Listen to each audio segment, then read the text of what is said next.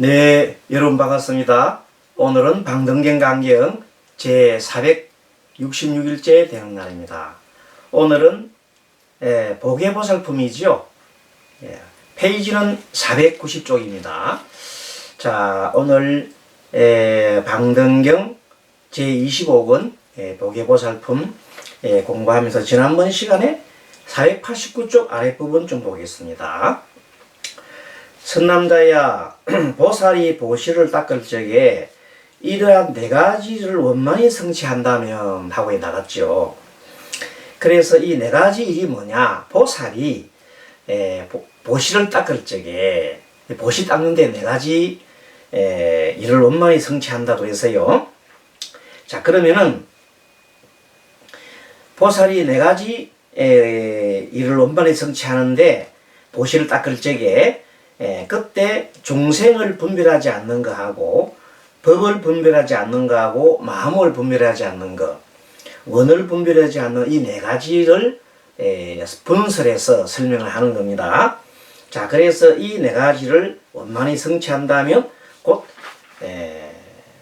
8가지 사견에서 멀리 벗어나게 된다. 그렇게 얘기를 했습니다. 자, 그럼 다시 지난번 시간에 걸 보면은 본래 바른 보살 행을 하려고 하면은 보살의 청정한 범행을 어떻게 해야 되겠습니까? 하고 이제 물었지요. 그랬을 때 선화보살이 선화세계에 있는 보계보살이 그렇게 물었을 때 부처님께서 말씀하시기를 네 가지 행을 해야 한다.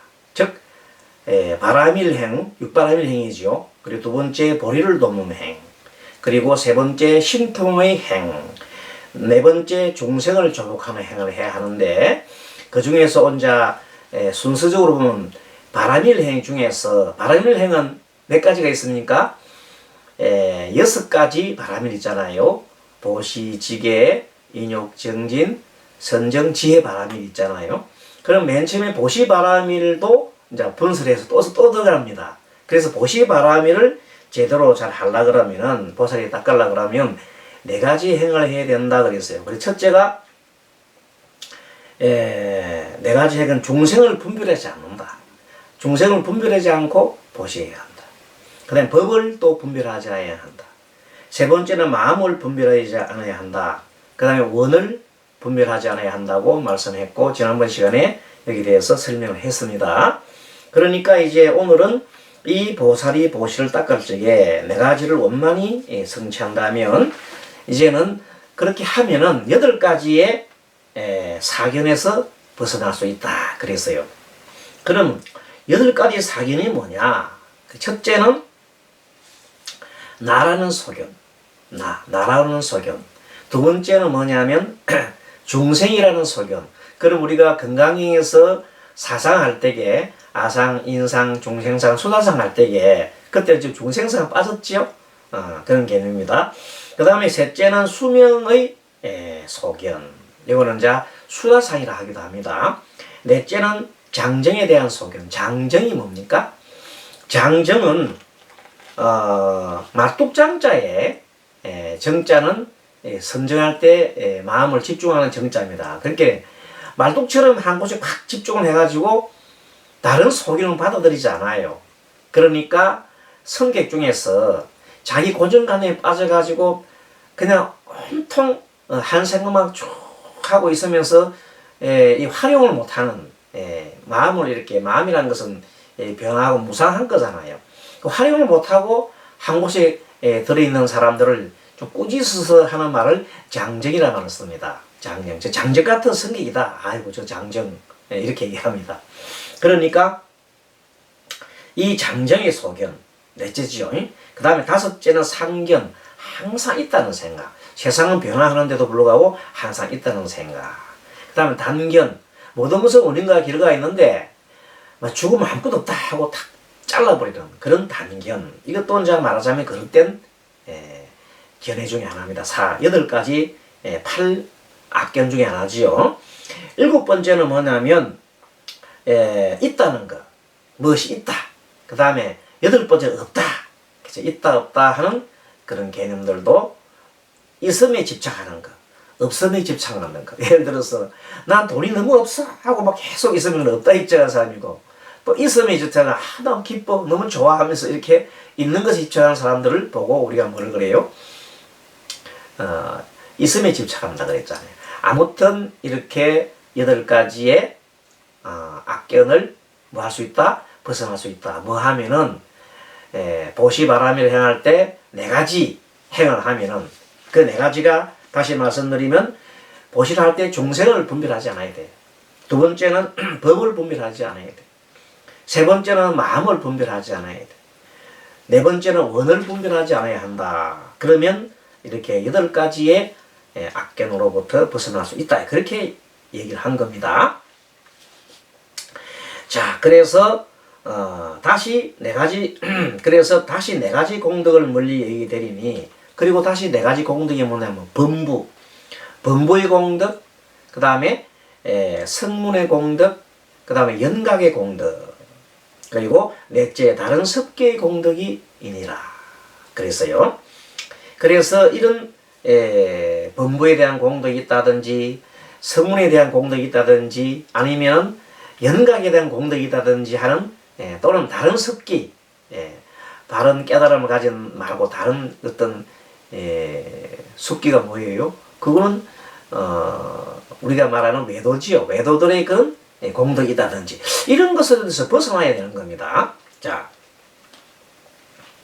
이와 같이 보시한다면, 그렇게 해서 보시를 할 때 한다면은 마음을 첫째는 보시 중에서 가장 강한 것이 중생을 분별하지 않아야 되잖아요. 중생 차별하지 않고, 법도 분별하지 않고, 그 다음에 마음도 분별하지 않고, 마지막으로 원을 분별하지 않는다면은 이 말입니다. 그렇게 한다면, 자, 이와 같이 보시한다면은 떳떳한 상과 즐거운 모양과, 이 말하면 뭐 떳떳해 나 이런 데 집착하면 또 안 된단 말이에요.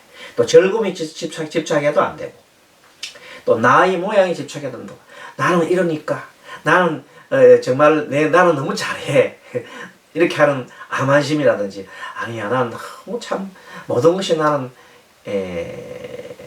하찮아 하는 열등의식이라든지, 이런 모든 자기에 대한 상, 그리고 청정한 모양이라든지, 이런 나는 청정해 뭐 이런 모양들을 에서부터 벗어나야 한다. 관찰하지 않으면 그렇습니다. 그러면 첫째는 몸을 깨끗이 함과 몸, 그 다음에 또 뭘 깨끗이 입을 깨끗이 하고, 자, 몸을 깨끗이 하고 입을 깨끗이 하고 마음을 깨끗이 하니까 신구의 삼업을 깨끗하게 하네요.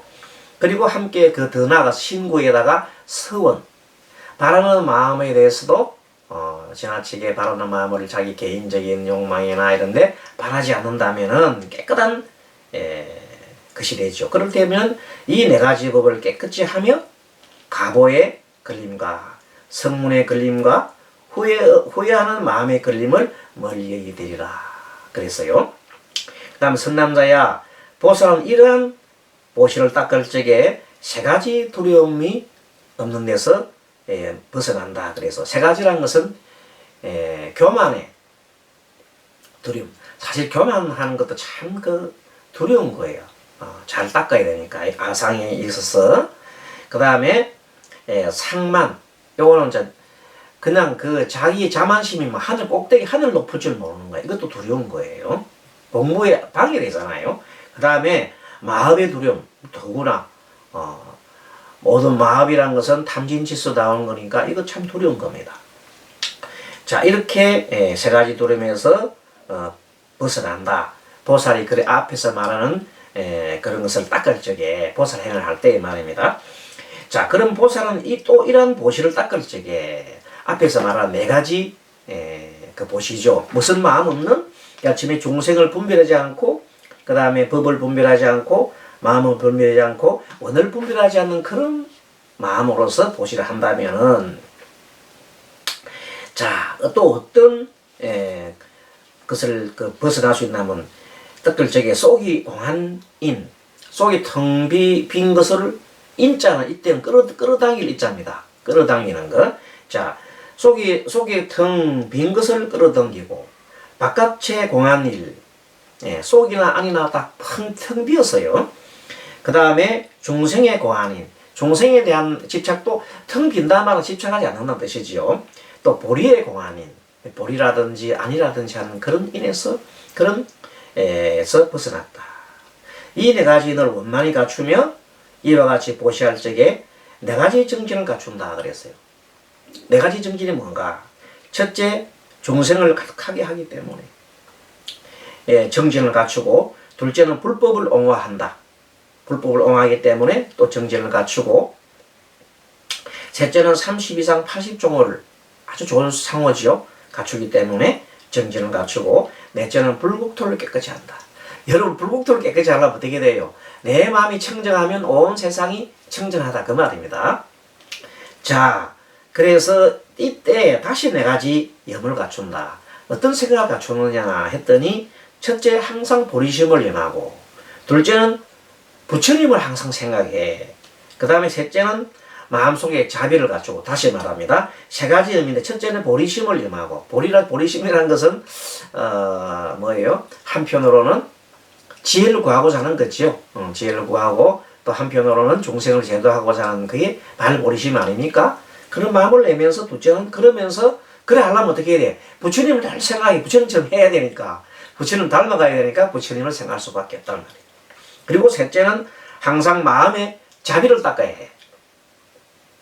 그리고 넷째는 번뇌를 여일 것을 항상 염해야 합니다.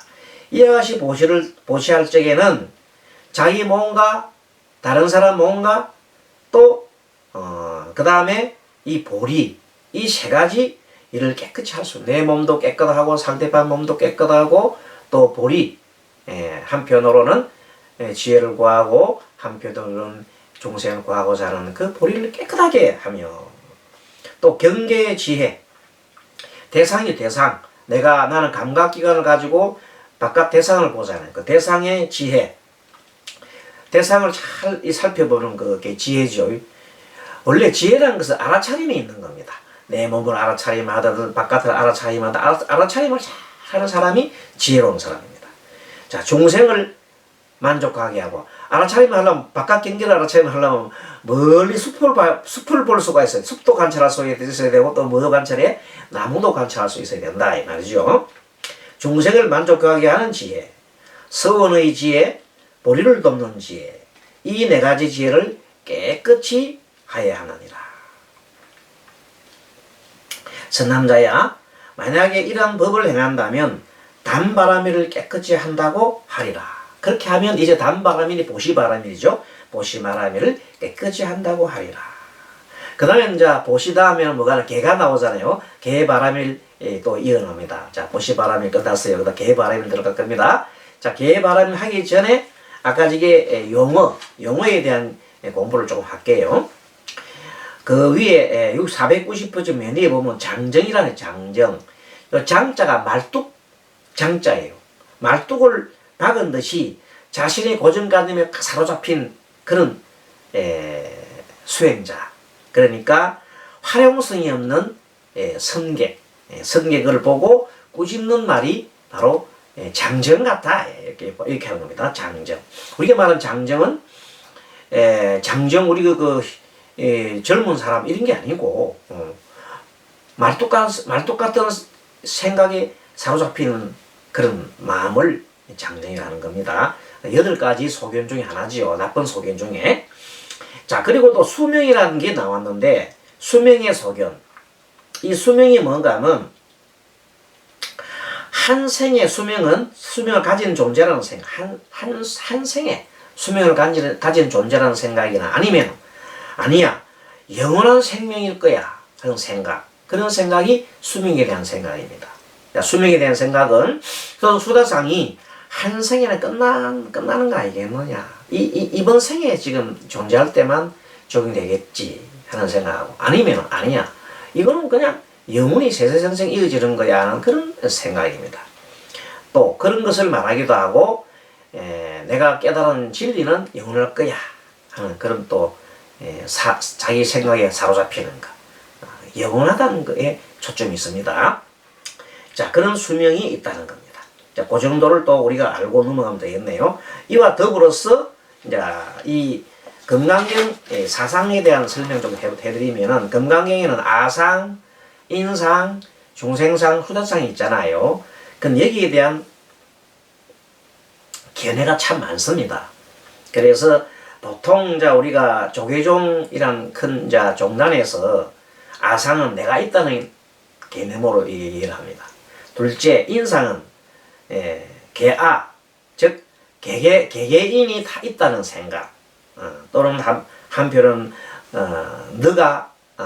내가 있다는 생각, 개개가 있다는 생각을 인상이라고 하고, 그 다음에 중생이 있다는 개념을 중생상이라고 하고, 네 번째 수다상은 영혼이 있다는 개념으로 이렇게 파악을 했습니다.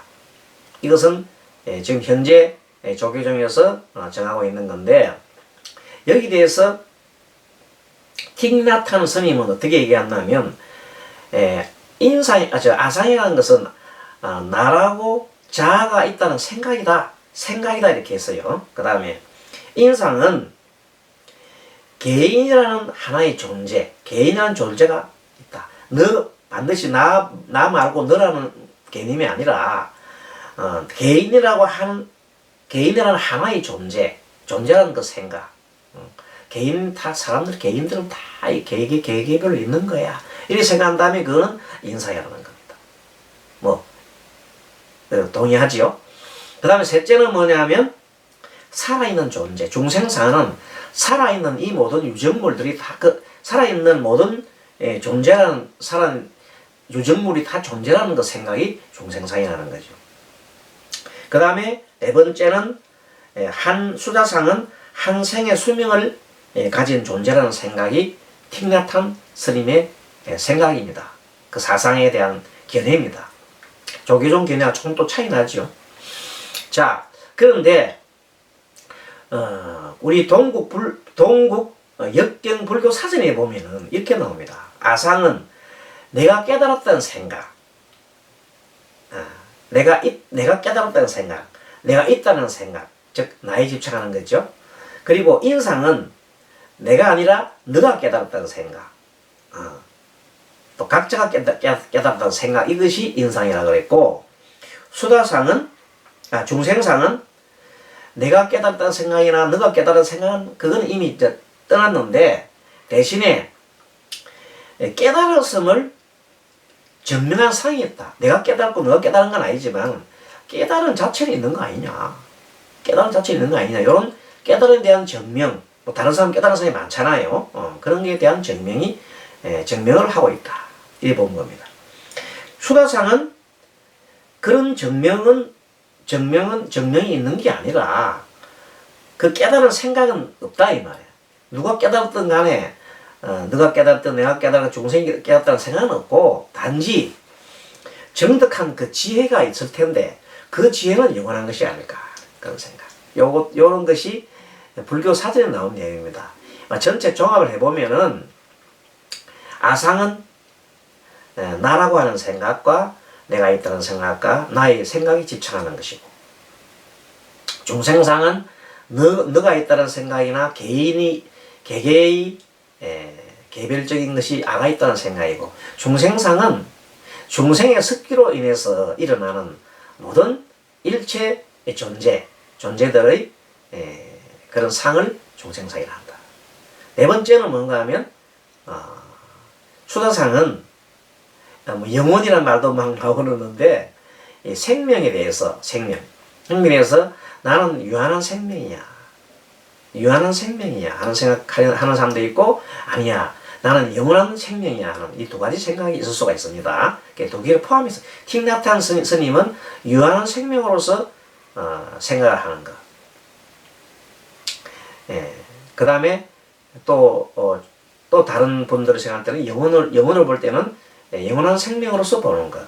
그래서 어쨌든 생명에 대한 생각이 아닌가 하는 생각이, 그래서 수다상을 생명이라고 보는 겁니다. 그럼 이해되죠? 네, 그렇습니다. 자, 이렇게 해서 수명에 대한 소견, 건강형 사상에 대해서 알아봤습니다. 그 다음에 개바람에 대해서 보겠습니다. 자, 490페이지 그 아래 한 아래 한 3분지 2 정도에 보면 선남자야 어떤 것이 보살이 청정한 개바라밀을 향하는 것이냐 하면 한 가지 청정한 것이 있으니 한 가지로 청정한 것이 보살 이른바 보살은 온갖 세간의 중생을 가볍게 이른다. 자비희사할 때 비바랍니다.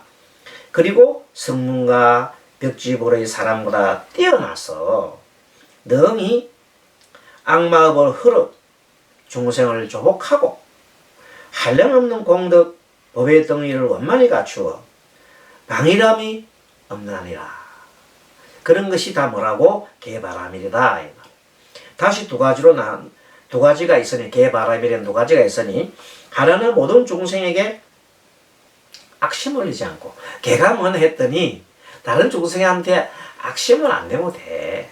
그리고 하나는 다른 중생을 조복해서 중생을 하여금 불이에 나가도록 한다. 이때 중생에 나도 포함하는 겁니다. 자, 그래서 이렇게 두 가지를 보고 또다시 세 가지가 있으니 세 가지는 뭔가?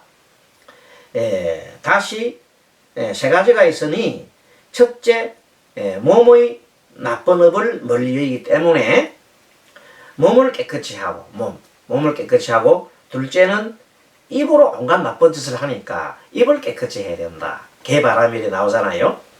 우리 뭐 많이 듣던 소리죠. 세 번째는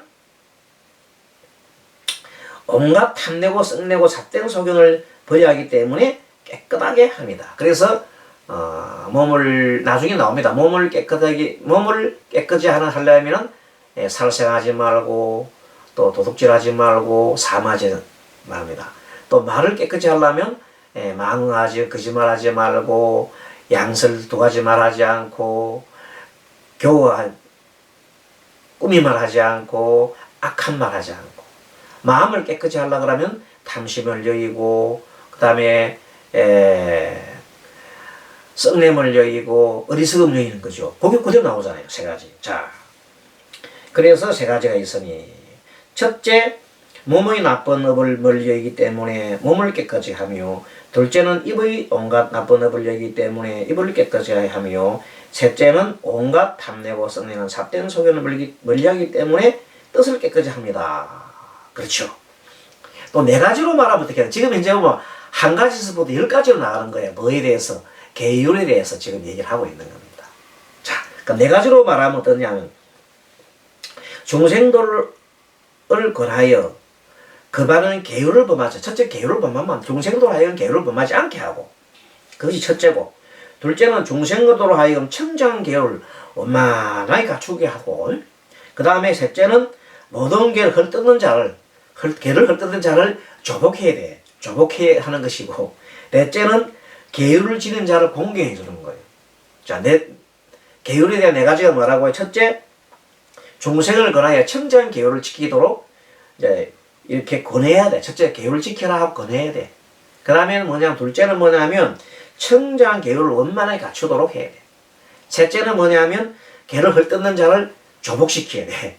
개를 막 헐뜯으면 안 된단 말이야. 그 다음에 넷째는 계율을 잘 지킨 사람을 존경하고 이렇게 공양한다. 이렇게 해서 오늘은 여기까지 보시에 대한 공부와 계율에 대한 공부 일부분을 공부하고 마치도록 하겠습니다. 여러분 어떻게 강행 잘 하셨습니까? 장마 때문에 많이 고생이 많지요. 이제 장마가 얼마 남았습니다. 모든 것은 무상하니 이제 뭐 곧 끝나갈 겁니다. 여러분들 그래도 마지막까지 주의하시고 다음 시간 뵙도록 하겠습니다. 여러분 수고하셨습니다. 마하반야바라미